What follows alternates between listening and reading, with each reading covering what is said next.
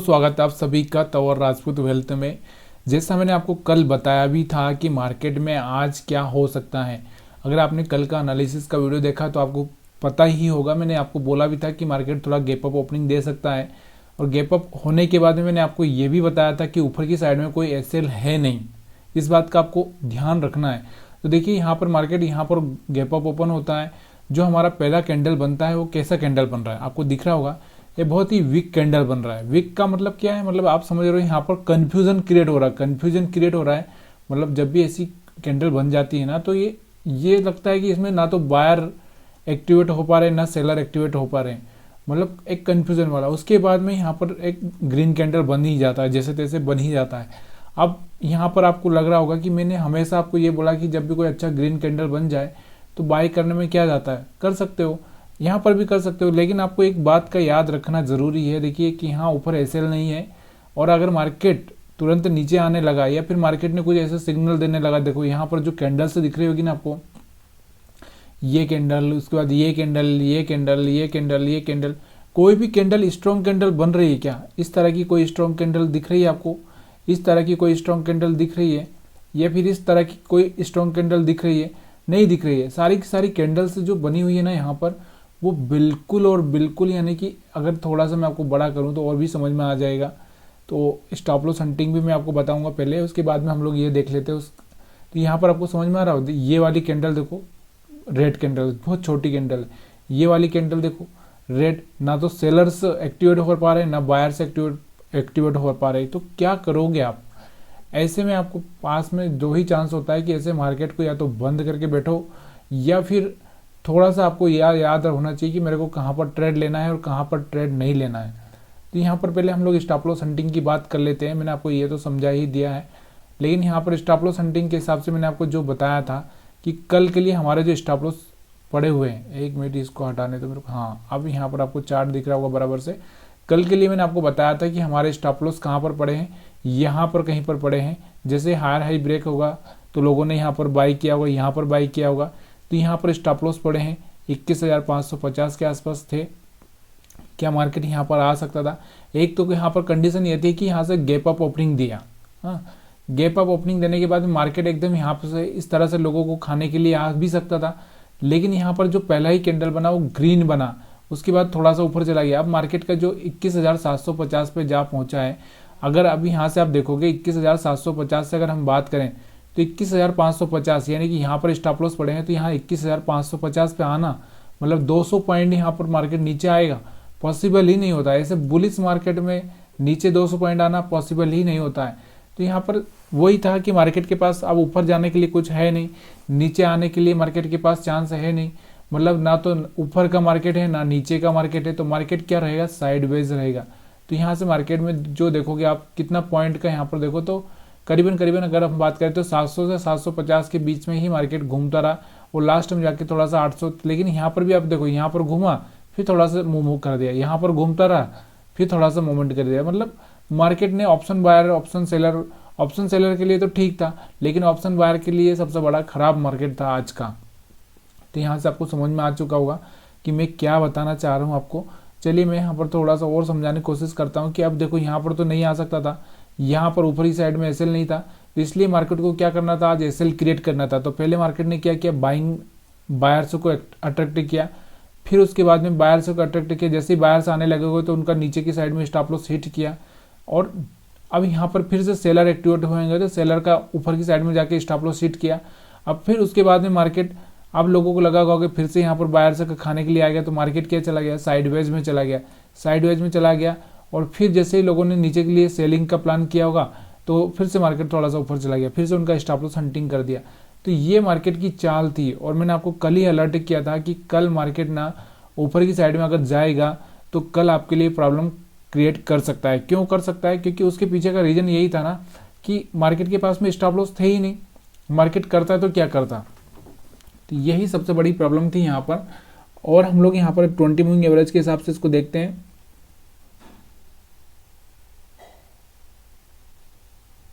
तो यहाँ से आप देखोगे 20 मूविंग एवरेज के हिसाब से, अभी बहुत बार हमारा ये प्रॉब्लम आता ही है कि देखो 20 मूविंग एवरेज भी यहाँ पर काम नहीं करेगा।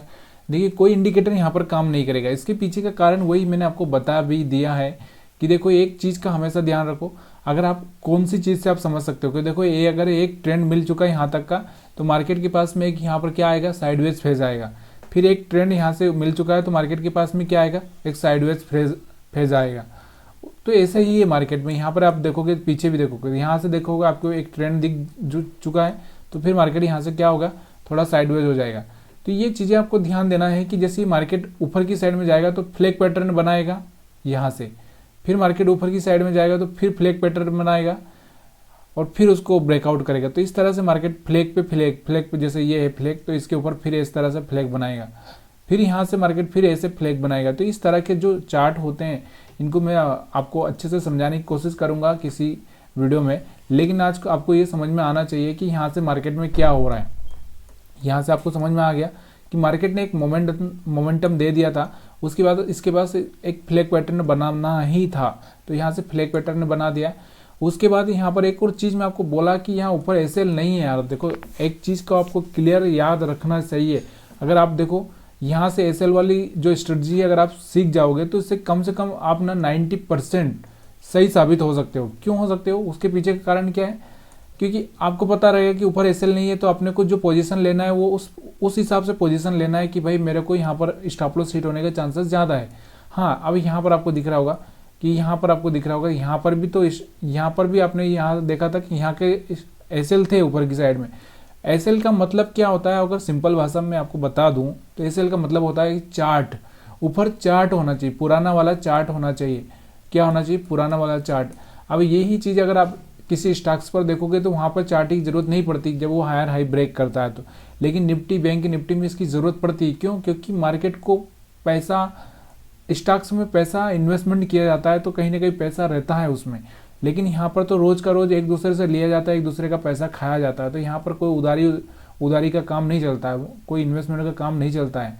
तो यहाँ पर एक्सपायरी में जो कुछ बचे होते हैं जो एक्सपायरी में निकल जाते हैं। तो ये चीज़ें आपको याद रखनी चाहिए कि निफ्टी बैंक निफ्टी क्यों खतरनाक है, क्योंकि यहाँ पर कुछ लोग उधार एक दूसरे का रखते नहीं है, तो यहाँ पर तुरंत चुका के चले जाते हैं। तो यहाँ से आपको समझ में आया होगा कि यहाँ से 20 मूविंग एवरेज के हिसाब से देखो, आपको लगा होगा कि यहाँ से मार्केट 20 मूविंग एवरेज को ब्रेक कर रहा है, लेकिन मैंने आपको क्या बताया कि यहाँ से इतना 200 पॉइंट नीचे नहीं जा सकता है मार्केट। तो इस बात का आपको ध्यान देना भी ज़रूरी है कि हो सकता है मार्केट यहाँ से वापस से रिवर्स हो जाए। तो यहाँ से इस कैंडल से रिवर्स भी हुआ, अब फिर से 20 मूविंग एवरेज के ऊपर आ चुका है। तो अगर यहाँ पर आप कोई पोजीशन बनाना चाहते हो तो यहाँ से प्रॉफिट भी बुक कर लो, क्योंकि जैसे इसका हाई ब्रेक करेगा फिर से मार्केट में एक साइडवेज फेज आ जाएगा। क्यों, क्योंकि ऊपर की साइड में यहाँ से जो ये एसएल है ये हिट हो गए यहाँ पे, अब ऊपर की साइड में कोई एसएल है नहीं, तो फिर मार्केट क्या करेगा, फिर मार्केट ऊपर नहीं जाएगा, फिर वो परेशान करेगा। तो यहाँ पर जो बायर्स आया था उसको परेशान करता रहा, क्योंकि इस कैंडल के बाद ही बायर्स आया होगा, तो इस कैंडल पे फिर से वापस मार्केट नीचे आया, इनको परेशान किया। फिर उसके बाद मार्केट में ये लगा होगा कि यहाँ पर जो सेलर्स है, जैसे 20 मूविंग एवरेज के नीचे आया, फिर आपको लगा होगा कि अब यहाँ पर हम लोग सेल करें तो आपको फिर से मार्केट में फिर स्टॉप लॉस हिट हो जाता है। तो ओवरऑल मैं आपको यह बताना चाहता हूँ कि आज के चार्ट पे ज़्यादा कुछ रीडिंग के लिए कुछ है नहीं, लेकिन समझने के लिए इतनी बात याद रखना मेरी कि एक एसएल, एक गैप अप ओपनिंग का हमारा वीडियो अगर आपने नहीं देखा है, स्टॉप लॉस हंटिंग का अगर हमारा वीडियो नहीं देखा है आपने, तो ये देख लीजिए। हाँ, कि क्यों ये चीज़ें अगर जहाँ पर नहीं है वहाँ पर मार्केट किस तरह से बिहेवियर करता है और जहाँ पर है किस तरह से बिहेवियर करता है, यानी किस तरह से काम करता है। तो यहाँ से मैं आज आपको निफ्टी 50 में ज़्यादा कुछ बता नहीं पाऊँगा, क्योंकि मैंने आपको जो बताना था वो बता ही दिया। और कल ही मैंने आपको अलर्ट किया था, आपने हमारा अलर्ट वाला वीडियो यानी कि जो हम एनालिसिस करते हैं वो देखा होगा तो अच्छी बात है, नहीं देखा होगा तो फिर आप आज फंसे होंगे। ठीक है, अभी हम लोग बैंक निफ्टी का चार्ट देखते हैं। बैंक निफ्टी का चार्ट पे मैं आपको दिखाना चाहता हूँ कि बैंक निफ्टी में भी मैंने आपको बताया था कि देखिए यहाँ पर भी अगर आप देखोगे तो मैंने आपको यही बोला था कि अपने पास में ऊपर की साइड में स्टॉप लॉस है ही नहीं। अगर आप इसका 1 डे का कैंडल देखोगे, पूरा 1 डे का कैंडल मैं दिखाता हूँ यहाँ पे आपको, तो 1 डे का कैंडल अगर आप देखोगे तो यहाँ से हाईएस्ट ब्रेक कर चुका था, अभी ऊपर की साइड में कोई एसएल था ही नहीं। यहाँ देखो ये हाईएस्ट लेवल ब्रेक कर दिया, ऊपर की साइड में कोई एसएल है ही नहीं। तो यहाँ से मार्केट क्या होगा, इतनी आसानी से नहीं जाएगा लेकिन आसानी से नहीं जाएगा, ऐसे रुकते रुकते जाएगा। जब एसएल होगा तो ऐसे फास्ट भागेगा। तो ये चीज़ें आपको ध्यान रखनी चाहिए। तो यहाँ पर हम लोग बैंक निफ्टी के चार्ट को भी समझ लेते हैं। तो यहाँ पर हम देखते हैं बैंक निफ्टी की चार्ट को, तो ये आपको समझ में आ ही चुका होगा कि फ्लैग पैटर्न यहाँ पर भी बनना ज़रूरी था, लेकिन फ्लैग इतना बड़ा नहीं होता, ये बात आपको ध्यान रखना है। लेकिन ये बात निफ्टी बैंक निफ्टी में चल सकती है, क्योंकि स्टॉक्स में नहीं चल सकती, क्योंकि यहाँ तो मार्केट में पैसा जमा करना पड़ता है, फिर उनका पैसा खाया जाता है। तो यहाँ से आपको समझ में आ रहा होगा कि मार्केट कहाँ पे खुला। यहाँ से देखो आप, मार्केट खुला कहाँ पे। अब हमारे एसएल कहाँ पे थे, अगर हम पुराने एसएल देखें तो हमारे पुराने एसएल यहाँ पर थे 48,100 के आसपास। मैंने आपको बताया था, कल मैंने आपको बताया था कि 48,050 और 48,000 हमारे पास में जो स्टॉप लॉस हंटिंग है वो यहाँ पर हो सकती है। तो यहाँ पर अगर नीचे आएगा मार्केट तो, लेकिन गैप अप ओपन हो जाएगा तो फिर मार्केट को कितना एफर्ट लगाना पड़ेगा। यहाँ पर देखो, पहली रेड कैंडल बनती है, लेकिन रेड बनने के बाद इसका लो तो ब्रेक नहीं होता है, और यहाँ पर जो कैंडल बनी है इतनी स्ट्रॉन्ग कैंडल नहीं है कि ये स्ट्रॉन्ग कैंडल होती तो यहाँ पर हम लोग बोल भी सकते थे। उसके बाद एक ग्रीन कैंडल बनती है, उसके बाद यहाँ पर एक ग्रीन कैंडल बनती है। क्यों बनती है? क्योंकि जैसे ही यहाँ पर लोगों ने सेल किया होगा, क्योंकि उनको पता था कि ऊपर तो मार्केट में एसएल नहीं है, तो उन्होंने सेल किया होगा और फिर बैंक निफ्टी ने उनके स्टॉप लॉस हिट की है। तो उसके बाद में आप यहाँ पर देखोगे तो फिर मार्केट नीचे आया, फिर ये जहाँ पर जो इस कैंडल को देखकर बाहर से बने थे उनको स्टॉप लॉस हंट करवाया, उसके बाद फिर ऊपर से जो आए थे उनको हंट करवाया। इस तरह से मार्केट ने यहाँ पर क्या किया, मल्टीपल लोगों के स्टॉप लॉस हिट करवाए। क्यों करवाए? क्योंकि ऊपर की साइड में एसएल नहीं थे, इसको एसएल बनाना भी था और खाना भी था, दोनों ही काम करना था, तो यहाँ पर उसने बराबर से किया। फिर आपको दिख रहा होगा यहाँ से 20 मिनी एवरेज के ऊपर आ चुका है, फिर यहाँ से उछलना चाहिए, फिर भी नहीं उछल रहा है, फिर नीचे आ चुका है, फिर नीचे गिरना चाहिए, नहीं गिर रहा है, फिर ऊपर जा रहा है, नहीं गिर रहा है। तो यहाँ से ये कारण क्या हुआ कि यहाँ पर देखो, अब यहाँ पर स्टॉप लॉस हंटिंग की बात करूँ तो मैं यहाँ पर देखो 48,000 का लेवल पकड़ूँ और मार्केट यहाँ पर पहुँच चुका है 48,600 के आसपास। मतलब 600 पॉइंट बैंक निफ्टी कब गिरता है, जो बहुत बड़ी न्यूज़ होती है, बहुत सारी चीज़ें ऐसी होती है, तब जाके गिरता है। अब ऐसे केस में जब मार्केट ऊपर चले जा रहा है तो ऐसे में गिरेगा क्या? नहीं गिरेगा। तो यहाँ से आप देखोगे 20 मूविंग एवरेज के ऊपर सस्टेन करने लगा, थोड़ा सा ऊपर की साइड में गया, फिर नीचे की साइड में आ गया, ये लोगों का स्टॉप लॉस खाने के लिए आ गया ऊपर, बाद में इन लोगों का स्टॉप खाने के लिए ऊपर चला गया। तो यही का यही मतलब मार्केट में अगर हम बात करेंगे 200 पॉइंट की रेंज में बैंक निफ्टी कभी खेलता नहीं है, साइडवेज मार्केट में ही खेलता है। तो बैंक निफ्टी ने भी वही काम किया जो कि इसी तरह से खेलता रहा, और ये सारे के सारे अलर्ट मैं आपको पहले ही बता देता हूँ। अभी यहाँ पर मेरे को और कुछ समझाने की ज़रूरत है क्या? अगर आपको वीडियो पसंद आ रहा है तो लाइक शेयर कमेंट जरूर करिएगा, क्योंकि आज का जो चार्ट है ना, देखिए अभी तक तो हम ट्रेंड वाले चार्ट पढ़ रहे थे, ट्रेंड वाले चार्ट में कोई प्रॉब्लम नहीं होता था, लेकिन जो साइडवेज वाला चार्ट है उसमें आपको समझना बहुत ज़रूरी है कि मार्केट कब साइडवेज हो सकता है। ये भी आपको एक पॉइंट नोट करना चाहिए कि मार्केट कब साइडवेज हो सकता है, उसकी पॉसिबिलिटी क्या क्या है। अगर ये आपको पता चल गया तो फिर आपको यहाँ से पता रहेगा कि मार्केट में क्या कंडीशन हो सकती है। अब यहाँ पर और एक और तरीका होता है कि मार्केट में देखिए हर आदमी का एक अलग अलग तरीका होता है कि साइडवेज क्यों होगा, कब होगा, इसके पीछे का रीज़न क्या हो सकता है। ये सारे के सारे अपने अपने तरीके होते हैं कि मार्केट अगर कंटिन्यूसली ऊपर जा रहा है तो फिर वो उसके पास में एक प्रॉफिट बुकिंग का टाइम आएगा। अब यहाँ पर आप देखोगे तो 1-2 कैंडल आराम से बन चुके थे और यहाँ पर तीसरा भी बना था, तो जो लोग पहले से बाइंग करके बैठे होंगे तो उन्होंने प्रॉफिट बुकिंग किया होगा। दूसरा यहाँ पर एक हायर हाई ब्रेक कर रहा है, तो यहाँ से एक बार टेस्ट करके फिर इससे ब्रेक करेगा तो ज़्यादा मोमेंटम अच्छा आएगा। तो ये सारी कंडीशंस थी। अगर वीडियो अच्छा लगा हो तो लाइक शेयर कमेंट जरूर करिएगा। आप सभी का वीडियो देखने के लिए बहुत बहुत धन्यवाद।